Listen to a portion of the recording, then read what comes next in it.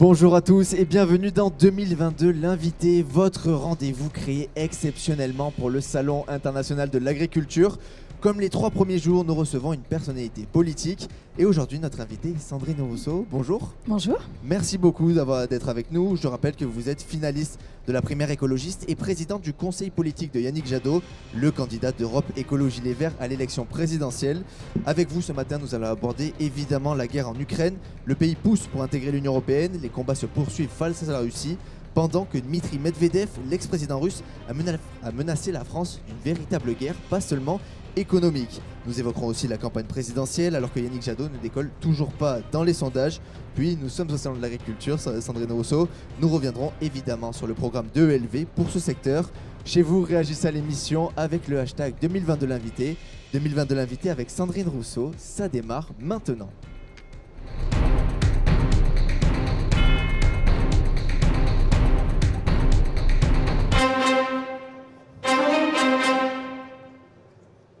Sandrine Rousseau, vous avez été la star de la primaire écologiste, l'outsider qui a réussi à tirer son épingle du jeu et vous a fait connaître.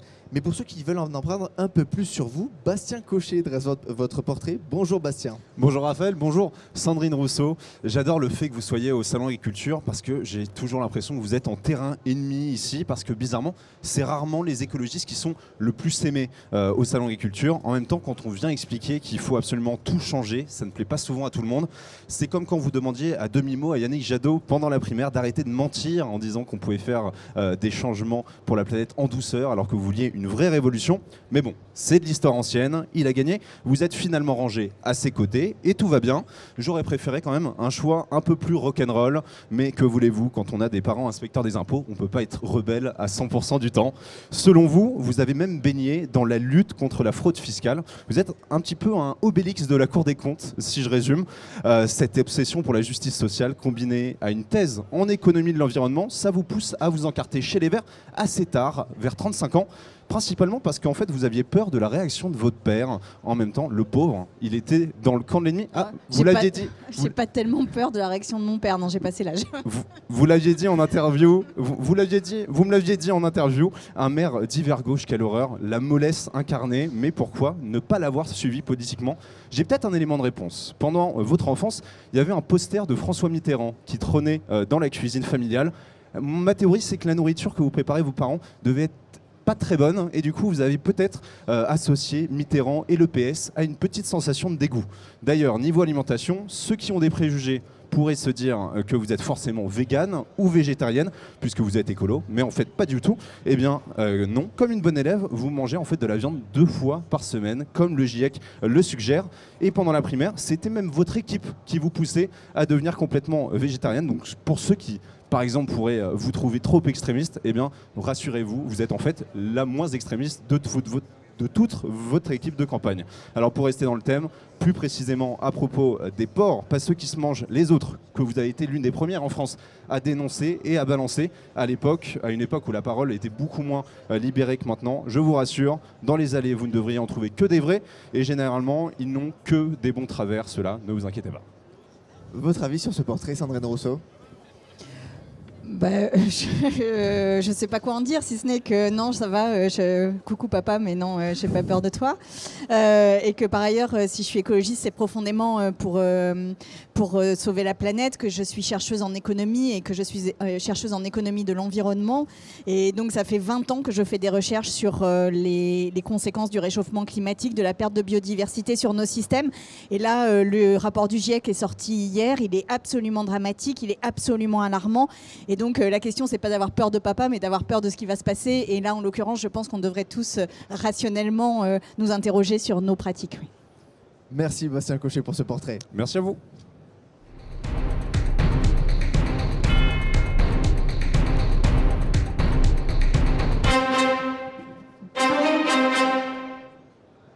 L'Ukraine est toujours soumise aux attaques russes. L'Union européenne met en place de plus en plus de sanctions envers la Russie ces derniers jours. Hier soir, les 27 pays membres se sont mis d'accord pour exclure certaines banques russes du système de messagerie SWIFT.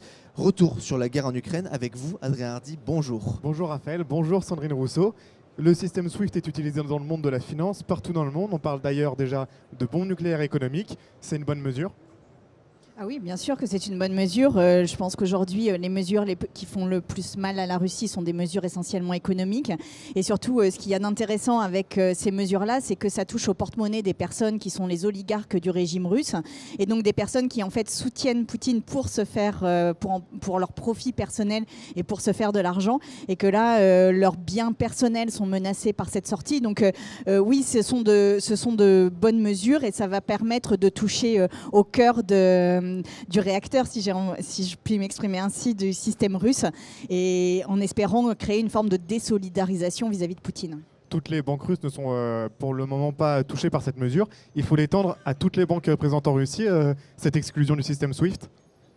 Ah, mais je pense qu'il faut l'étendre à tous les avoirs russes à l'étranger et tous les avoirs russes qui permettent de tenir ce système, puisque la Russie n'est pas un pays extrêmement riche. Hein, donc en fait, toucher à la question économique en Russie, ça permet de toucher très vite la population et de susciter aussi une forme de révolte citoyenne. Beaucoup d'experts s'apportent à dire que la Russie a déjà prévu depuis 10 ans des sanctions économiques à son égard. Le pays pourrait donc être en moyen de s'autosuffire. Si c'est le cas, l'exclusion de SWIFT des banques russes n'aura servi à rien. Le pays n'est pas en mesure de s'autosuffire. Il est en capacité de travailler avec d'autres pays tels la Chine et d'autres pays qui sont aujourd'hui des demi-alliés. On ne sait pas exactement quel rôle joue la Chine dans la crise ukrainienne aujourd'hui, mais ils ne peuvent pas s'autosuffire.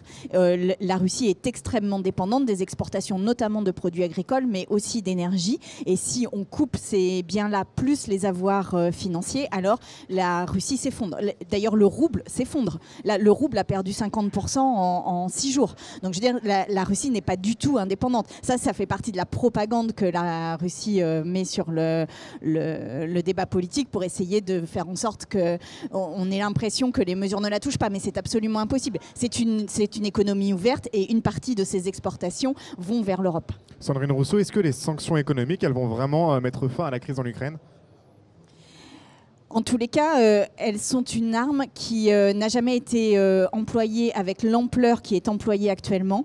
Et les sanctions économiques sont toujours préférables à une entrée en guerre. Elles suffisent ? On va voir. C'est-à-dire que là, jour après jour, on va voir. Elles se durcissent jour après jour. Moi, je pense que ça peut suffire. Je pense que ça peut suffire à condition aussi que les sociétés civiles organisées, c'est-à-dire la population, manifestent de manière constante et permanente en Europe comme en Russie son désaccord vis-à-vis de cette politique. Autre mesure de l'Union européenne, le déblocage de 450 millions d'euros afin d'armer la capitale ukrainienne, c'est assez ? Ça, c'est pas une question de budget, c'est une question de qui peut utiliser ces armes. Aujourd'hui, l'armée ukrainienne est très faible, elle est petite. Enfin, elle n'est pas faible parce que les gens ont toute la vitalité et la vigueur qu'il faut pour se battre contre la Russie, mais elle est très petite par rapport à l'armée russe. Donc vous pouvez surarmer une petite équipe, ça permettra jamais de faire face à un front uni de la Biélorussie et de la Russie, puisqu'aujourd'hui les deux pays se mettent ensemble pour attaquer l'Ukraine. Donc voilà. Donc, au lieu d'armer l'Ukraine, il faudra envoyer des forces militaires en plus ? En tous les cas, il faudrait absolument protéger la population civile, ce qui n'est pas complètement le cas aujourd'hui, faciliter les exfiltrations, faire en sorte qu'il y ait des ponts aériens qui permettent de faire sortir la population d'Ukraine et faire en sorte que l'armée ukrainienne puisse faire face. Et pour cela, elle a besoin aussi des moyens de renseignement des pays de l'Europe et des États-Unis, ce qui d'ailleurs est le cas et ce qui permettra sans doute aussi de faire évoluer le front. En aidant militairement l'Ukraine, l'UE fait escalader le conflit. La paix n'est plus la priorité ? La paix doit rester la priorité, la désescalade doit rester la priorité. On ne peut pas se permettre depuis plusieurs années, en fait, on assiste de manière un peu discrète d'ailleurs à une montée en puissance des armements et notamment de l'armement nucléaire, puisqu'on avait fait des traités de désarmement nucléaire et on a laissé cet armement se redresser et réaugmenter dans certains pays. Et là, il faut reprendre le chemin de la désescalade et reprendre le chemin de la paix. Pour cela, l'Europe a un rôle conséquent à jouer et une Europe qui a une stratégie de défense, qui a une stratégie géopolitique, ce qui n'était pas le cas jusqu'à présent. Donc il ne faut pas aider militairement l'Ukraine ? Je pense qu'aujourd'hui, ça n'est pas le sujet. Beaucoup de spécialistes assurent également que le président russe n'utilisera pas la bombe nucléaire, alors que tout le monde était également persuadé que celui-ci n'allait pas envahir l'Ukraine. Comment être sûr qu'il ne l'utilisera pas, la bombe nucléaire ? On ne peut pas être sûr qu'il ne l'utilise pas, de même que la première prise de guerre qu'il a eue, c'était Tchernobyl, et il a tout de suite mis la main sur Tchernobyl pour pouvoir faire pression sur les Occidentaux en disant si je mets une bombe sur le site de Tchernobyl, eh bien, toute l'Europe est menacée. Donc en fait, on ne peut pas être sûr qu'il ne l'utilise pas. Par contre, c'est pour ça qu'il nous faut d'ailleurs des mesures économiques d'ampleur et très rapides pour casser la dynamique russe et faire en sorte qu'il n'ait plus le rapport de force lui permettant de le faire. Il utilise déjà la bombe nucléaire comme point de pression envers l'Union européenne et l'Ukraine. Est-ce qu'on n'a pas atteint un point de non-retour ? Il n'y a jamais de point de non-retour, c'est-à-dire que la diplomatie doit toujours s'exercer, et si vous estimez qu'il y a un point de non-retour, alors il faut entrer en guerre. Moi, je ne veux pas qu'on rentre en guerre là, je veux juste qu'on protège la population ukrainienne, qu'on réaffirme le fait que l'Ukraine a sa place dans l'Europe, qu'elle n'a... De quelle manière ? En faisant une procédure accélérée d'entrée de l'Ukraine dans l'Europe et en faisant en sorte que l'Europe ait une politique de défense et qu'on ne dépende pas uniquement de l'OTAN pour notre politique de défense. Ça fait partie des évolutions que la crise ukrainienne doit nous enseigner. Dernière question, André Hardy. Vous portiez à la main le drapeau ukrainien lors de la manifestation dimanche pour soutenir justement l'Ukraine. Les drapeaux que vous considériez il y a 2 mois sur le plateau de nos confrères de France 5 comme des symboles de racisme et de nationalisme, de fascisme et de nationalisme, pardon. Vous êtes devenu fasciste et nationaliste ? Je parlais du drapeau, de la passion pour le drapeau français. Je disais que quand on a trop de passion pour un drapeau et qu'on n'a plus de passion pour le modèle social que ce drapeau recouvre, alors il faut se méfier parce qu'on est sur une dérive. Là, en l'occurrence, c'est un peuple qui est attaqué. Et donc, oui, évidemment, je mets ce drapeau comme un emblème du soutien à ce peuple qui est attaqué chez lui par une puissance étrangère. Et donc, ça n'a aucun rapport, en fait. C'est-à-dire que ça n'a strictement aucun rapport entre les propos que j'ai tenu d'un côté et de l'autre. Et par ailleurs, je maintiens qu'en France, se concentrer sur uniquement un drapeau nous empêche de voir l'essentiel de la crise sociale, l'essentiel de la crise environnementale, et nous trompe de débat et nous emmène progressivement vers un régime autoritaire. Oui. Merci Sandrine Rousseau. Merci Adrien Hardy.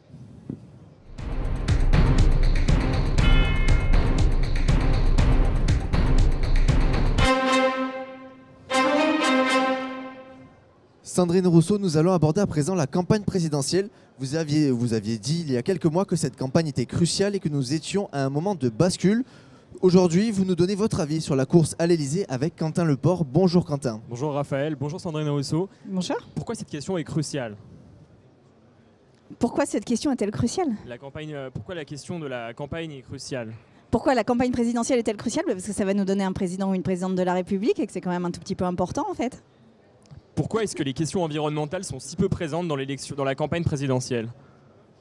Eh bien, ça, c'est une question. Alors, l'analyse que je développe là-dessus, c'est de dire que la situation sur le plan écologique est tellement inquiétante, est tellement angoissante, est tellement appelle tellement de changements qu'en fait, il y a une forme de déni à ne pas vouloir changer et à s'occuper de sujets qui nous permettent de nous distraire des vrais sujets et en l'occurrence de notre capacité à exercer ce virage écologique dont on ne pourra pas se passer. Il y a un problème dans la manière dont on fait de l'écologie en France ? Je pense qu'il y a un problème dans la manière dont on fait de la politique en France. Je ne suis pas sûre qu'il y ait un problème dans la manière dont on fait de l'écologie en France.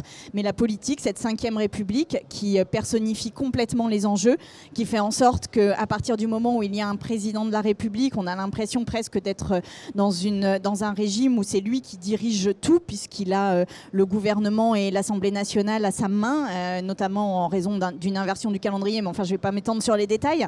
À partir du moment où on a un président de la République qui décide de tout, oui, on a un problème politique. Et oui, si ce président-là n'est pas écologiste, alors on a un problème collectif. Yannick Jadot souhaite la sortie du nucléaire progressive.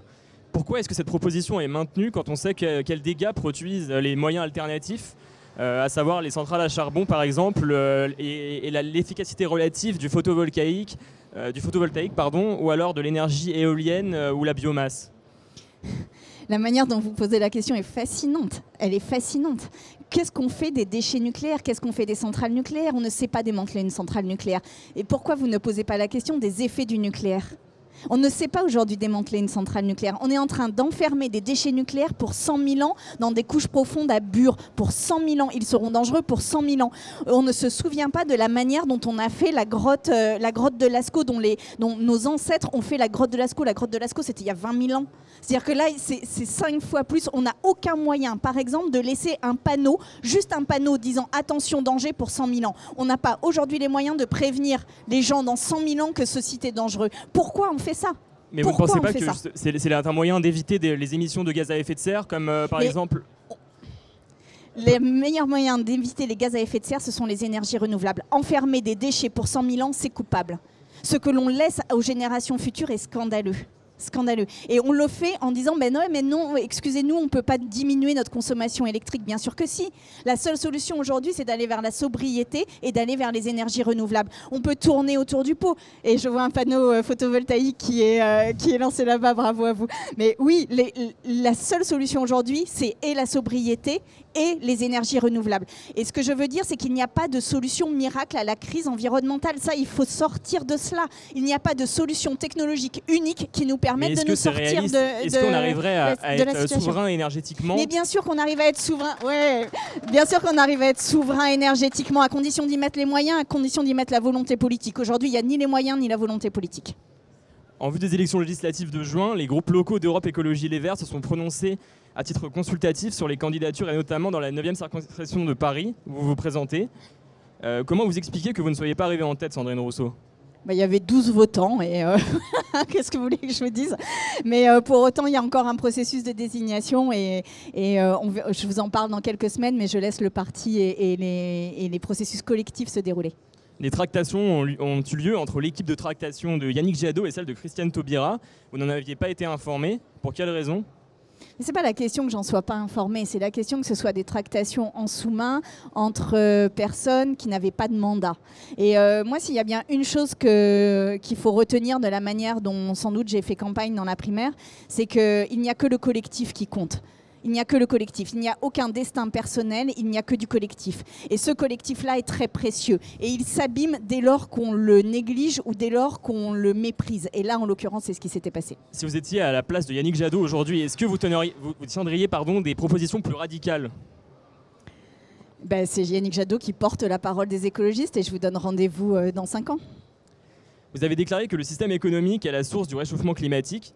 Quelles seraient donc les premières mesures que vous prendriez si vous étiez demain nommé ministre de l'écologie, si Yannick Jadot était élu ? Qu'est-ce que je prendrais comme mesure ? Les premières mesures que vous prendriez ?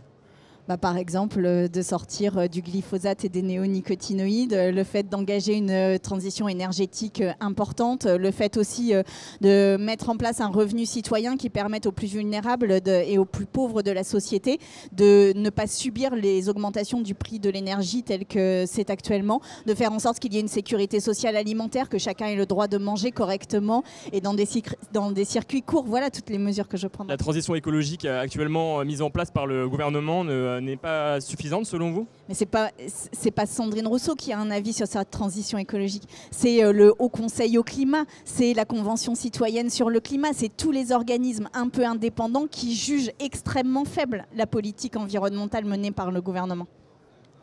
Vous avez dit vouloir défendre lors du prochain congrès d'Europe Écologie Les Verts une ligne politique d'écologie populaire, sociale, antilibérale et anticapitaliste. Vous jugez la ligne politique de votre parti pas assez à gauche ? Ou vous tiendriez une ligne plus à gauche ? En tous les cas, je pense qu'il n'y a pas d'écologie, il n'y a pas de tournant suffisant et d'une ampleur suffisante dans le système tel qu'il est actuellement.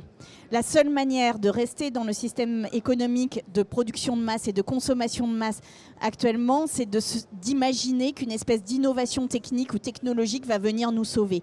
Je vous fais un scoop ici sur ce plateau, il n'y a pas d'innovation technique ou technologique qui nous permette réellement de nous sauver de la crise climatique aujourd'hui. Ce sont nos comportements qui sont à l'origine de cette crise, il nous faut changer nos comportements. La question qui est posée aujourd'hui, c'est est-ce qu'on préfère nos SUV à nos enfants ? C'est ça la question qui est sur la table. Est-ce qu'on préfère notre voiture à nos enfants ? Moi, je dis, je préfère mes enfants, oui. Sandrine Rousseau, vous avez déclaré récemment... Quentin Leport. Dernière question. Vous êtes favorable à une modification du système de parrainage, Sandrine Rousseau. Quel serait le meilleur système de parrainage qu'on puisse mettre en place et qui permettrait d'assurer à des gens qui ont des intentions de vote élevées d'être candidats? Alors, je suis contre le système de parrainage tel qu'il est actuellement, mais ce système de parrainage est inclus dans la Ve République. L'idée, c'est qu'en fait, dans la mesure où c'est une élection uniquement sur une personne, vous êtes obligé de mettre des barrières de ce type-là. Mais précisément, on voit en Allemagne, par exemple, que c'est un scrutin de liste et que le président de la République allemande n'a qu'une mission, c'est de garantir que la Constitution soit appliquée et qui est une mission de représentation à l'étranger. Moi, je suis pour une République parlementaire. C'est-à-dire, je pense que c'est au Parlement que doivent se faire l'essentiel des lois et de la direction. Ce n'est pas suffisamment le cas aujourd'hui, selon vous? Mais ce n'est pas du tout le cas. Aujourd'hui, le Parlement est une chambre d'enregistrement de ce que propose le gouvernement et il faut complètement inverser le rapport de pouvoir et faire en sorte que le président ne soit pas un monarque à l'Élysée, mais soit au contraire un représentant de la démocratie, ce qui n'est plus complètement le cas. Merci Quentin Leport. Merci Sandrine Rousseau.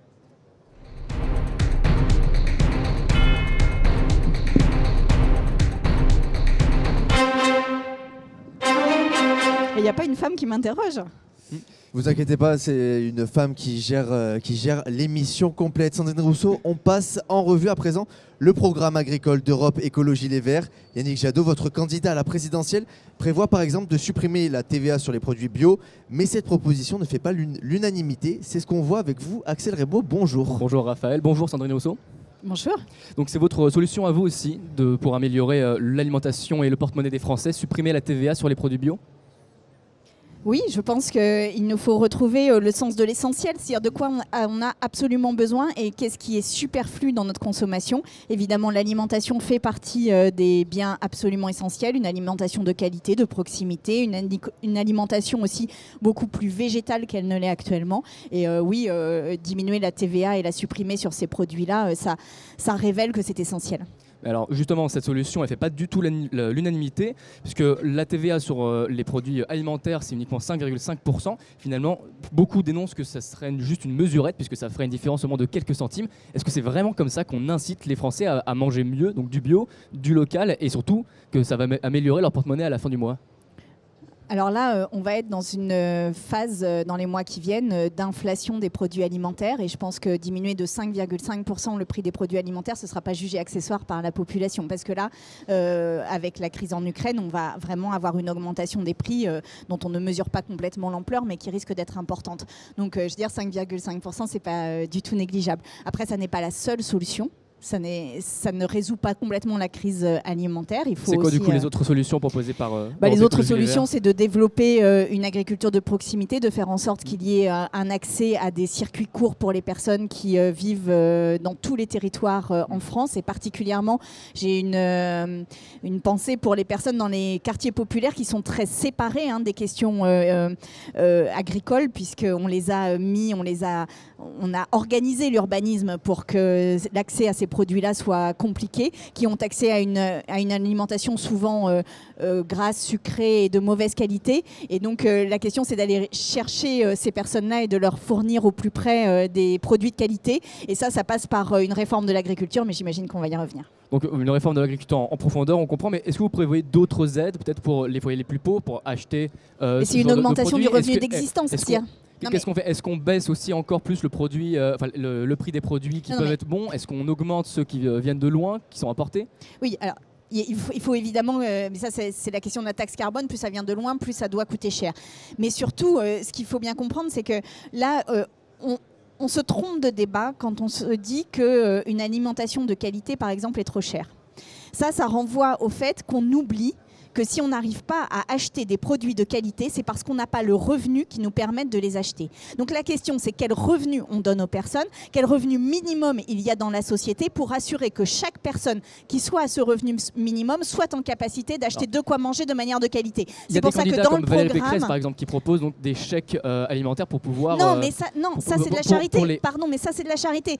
Nous, ce qu'on propose dans le programme, c'est 920 € pour toute personne minimum qui vive en France et qui permettent comme ça d'acheter des paniers et des paniers de produits qui leur permettent de se nourrir correctement. On n'est pas dans des bons de charbon, on n'est pas dans des bons alimentaires, on n'est pas dans de la charité, on est dans des droits. Les Français les plus pauvres. Non, mais c'est un droit de manger correctement. C'est un droit d'acheter ces biens-là. C'est 920 € de revenus minimum parce que c'est un droit de vivre dignement en France. Ça n'est pas des chèques comme on a des bons cadeaux. Sandrine Rousseau, c'est 920 € qui seraient alloués en plus de. Non, c'est 920 € pour tout le monde. Et le SMIC en France, il n'est pas à 920 €.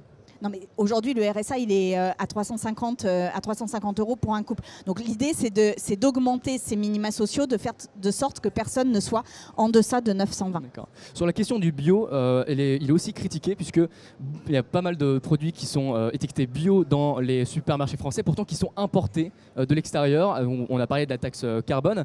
Donc est-ce qu'on ne devrait pas privilégier plutôt les produits locaux, quitte à ce que ce soit issu de l'agriculture traditionnelle, plutôt que des oranges bio mais importées du Maroc? Eh bien, il faut privilégier le bio local. Voilà. Donc il faut de nouvelles distinctions selon vous dans les supermarchés pour les Français. Aujourd'hui, le bio dans les supermarchés fait partie de filières qui sont des filières, comme vous l'indiquez, qui peuvent venir de l'autre bout du monde. Mais ce sont aussi des produits qui sont en général emballés dans du plastique pour qu'on les distingue des produits qui sont issus de l'agriculture conventionnelle. Donc rien ne va là-dedans. C'est-à-dire que les agriculteurs bio sont pressurés sur les marges exactement comme le conventionnel. Et ça vient de l'autre bout de la planète et on n'est pas en mesure de contrôler complètement la filière quand même, ne nous voilons pas la face. Et la troisième chose, c'est que c'est emballé dans du plastique pour faire en sorte que les consommateurs ne confondent pas les produits. Donc je veux dire, rien ne va là-dedans.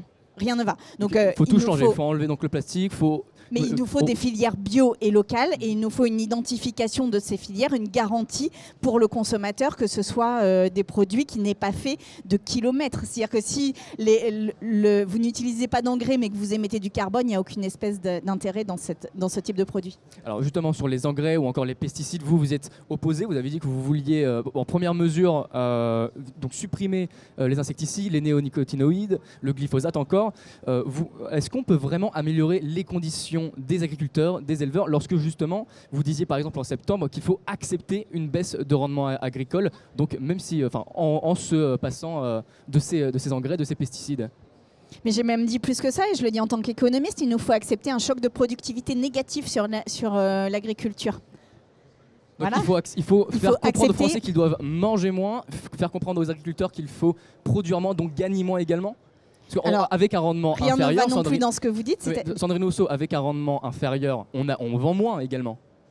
Donc si vous me laissez répondre, rien ne va dans ce que vous dites. C'est-à-dire qu'un choc de productivité négative, ça ne veut pas du tout dire que les agriculteurs gagnent moins. Ça veut dire qu'au contraire, ils gagnent davantage, mais qu'ils gagnent davantage sur des filières courtes, avec une non-dépendance des cours internationaux des produits alimentaires. Et ça ne veut pas dire forcément que le consommateur a acheté plus, a dépensé plus, puisque comme je vous le disais tout à l'heure, on baisse la TVA sur les produits alimentaires ainsi produits. Donc au contraire, c'est une manière de passer d'une agriculture qui aujourd'hui se fonde sur la puissance et la maîtrise à une agriculture qui se fonde sur le respect et la protection. Et c'est une philosophie de l'agriculture qu'il nous faut changer. Ça veut dire aussi démécaniser une partie de l'agriculture, donc augmenter le nombre d'emplois dans cette filière. Je sais que ce sont des emplois qui sont difficiles et c'est la raison pour laquelle il nous faut aussi retravailler sur les conditions et la qualité de ces emplois et faire en sorte que l'aide publique permette aux agriculteurs d'avoir un revenu minimum. Dernière question, Axel Rebo. Alors, Sandrine Rousseau, donc on comprend que vous voulez reformer vraiment la philosophie de l'agriculture et de l'alimentation des Français.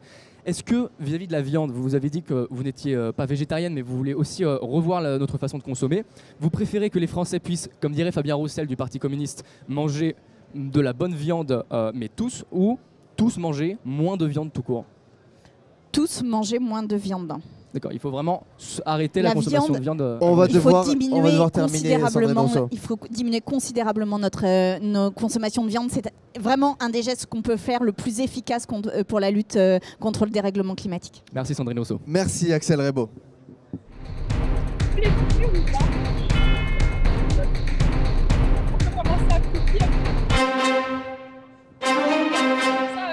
À côté du C'est la fin de ce 5e numéro de 2022, l'invité. Je vous remercie à tous de nous avoir suivis. Merci Sandrine Rousseau d'avoir été avec nous ce matin. Je rappelle que vous êtes la présidente du conseil politique de Yannick Jadot, le candidat d'Europe Écologie Les Verts à la présidentielle. Je vous donne rendez-vous chez vous demain à 9h30 pour un nouveau numéro de 2022, l'invité. Nous recevrons Julien Audoul, porte-parole du Rassemblement national. Vous restez avec nous, dans à peine quelques secondes, c'est À Travers Champs.